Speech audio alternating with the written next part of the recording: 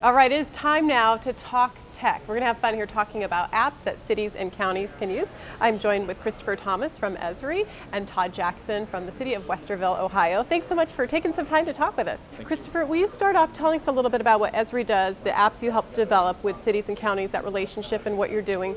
Yeah, ESRI is the leading GIS software company in the world, and we're in about 80 to 90% of the cities and counties in the United States, if not worldwide. And we started a relationship with ICMA about 3 years ago where we bring executives in from across the country, governments ranging from populations of 2,000 people all the way up to 5 million people. And we have a dialogue about what types of apps people really wish somebody would build.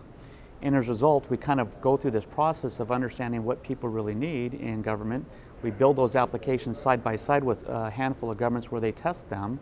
In exchange, we give those applications out for free through our partnership through ICMA. So to date, we've developed over 150 applications ranging from public safety to water to economic development. And it's a way to really allow cities and counties to be smart communities. Todd, with your background in IT, tell us a little bit about your vision for apps and some of maybe the examples you've done in your city. My vision for apps, it's really depending on what the public needs. So we went from just a typical app for city services, allowing the residents to either get news and information for what they sign up for, or putting in a service request because they needed to have a limb taken off of a tree along the street. We've gone from that to now looking at, we have a parking issue in the uptown area of Westerville. So you may have heard of Gas Buddy, where you can identify where gas prices are cheap. We're looking at developing something called Parking Buddy. So parking can be easily identified before somebody leaves the house or when they're sitting, at a red light, and also have signs that can direct them to where spaces are available. It's always so interesting, the wide range of apps, and we were talking about, it's a service and it's a way for cities and counties to communicate and also, add in the conversation, taking feedback and what can you do to develop more. How do you envision the future working with cities? Is this just going to explode and there's just going to be more and more apps? And if both of you would take a second to answer that. Well, I think it's interesting when we meet with the different governments, it's kind of when they use the word apps, there's kind of a little bit of a misnomer for it because everybody kind of goes to iTunes idea of just downloading millions of apps.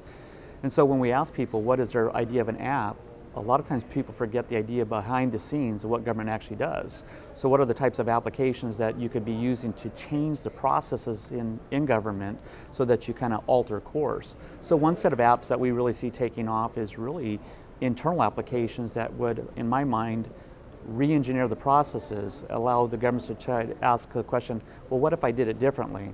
Second level of applications are really that civic engagement or that outbound activity where you're building apps like Todd is describing, which is engaging people you didn't engage before because you hadn't had the opportunity to do so.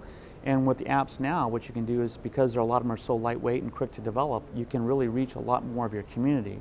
So I think the future of apps will really kind of revolve around being able to touch those people you hadn't touched before, because the templates and the applications that are out there will allow you to do so. And the fact that everybody has a device doesn't hurt much either. I think we need to be more like the business world. So people are used to using banking type of applications.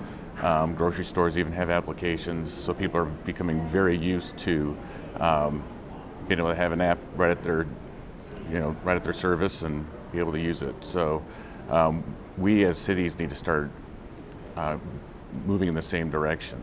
So if you think about data in general, we've moved from more of using data for reflective uses to predictive uses. So I see applications going in that same way.